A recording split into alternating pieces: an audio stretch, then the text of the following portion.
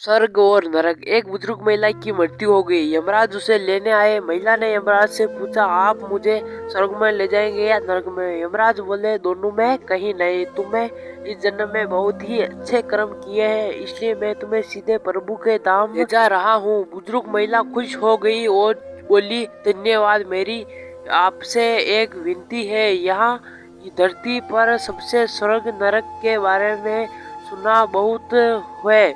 मेरे एक बार इस दोनों जगहों को देखना चाहती हूँ। यमराज बोले, तुम्हारे कर्म अच्छे हैं, इसलिए मैं तुम्हारी ये इच्छा पूरी कर सकता हूँ। चलो, हम स्वर्ग और यहाँ आए हैं। हमने एक दिन भी खाना नहीं खाया। भूख से हमारी आत्माएं तड़प रही है। बुजुर्ग महिला की नजर एक विशाल पतीले पर पड़ी, जो कि लोगों के कद से 300 फीट ऊंचा होगा। उस पतीले में ऊपर विशाल चम्मच लटका हुआ था। उस पतीले में से बहुत शानदार खुशबू आ रही थी। बुजुर्ग महिला ने उस आदमी से पूछा, इस पतीले में क्या है? आदमी मासूम होकर बोले, इस पतीले में बहुत ही स्वादिष्ट खीर है, ये समय भरा रहता है। बुजुर्ग महिला ने हैरानी से पूछा, इसमें खीर है तो आप लोग पेट भर के क्यों नहीं खाते हो? भूखे से तड़प रहे हैं। आदमी रो रो कर बोलने लगा, कैसे खाए? ये पतीला 300 फीट ऊंचा है, इसमें से कोई भी उस पतीले तक नहीं पहुंच पाता। बुजुर्ग महिला को उन पर तरस आ गया। सोचने लगी, बेचारे, खीर का पतीला होता वे भी भूखे में बहाल है। शायद ईश्वर ने इन्हें इस दंड दिया होगा। यमराज बुजुर्ग महिला से बोले, चलो, हम देर हो रहे हैं, चलो हम दूसरे चलते हैं। स्वर्ग आए।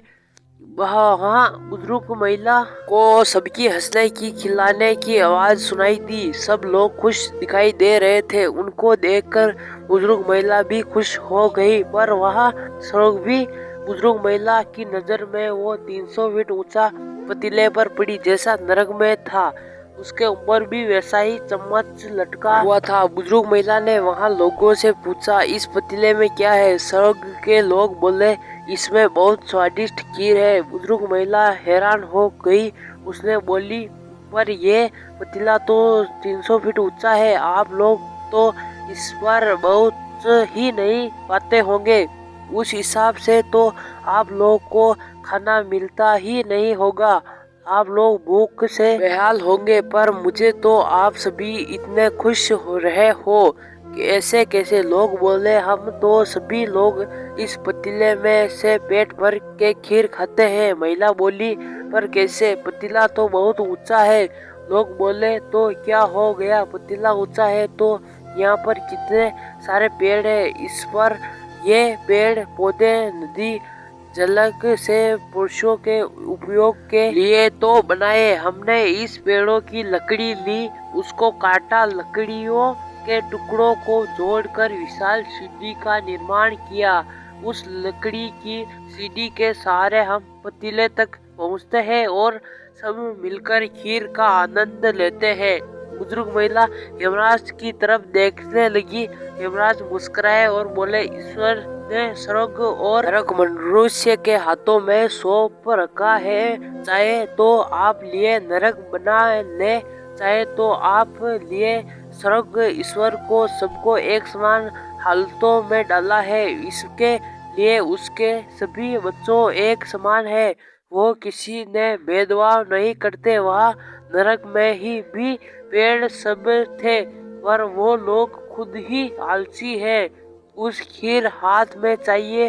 वो कोई कर्म नहीं करना चाहते, कोई मेहनत नहीं करना चाहता, इसलिए सब भूखे में से बेहाल है। ये तो ईश्वर की बनाए इस दुनिया का नियम है।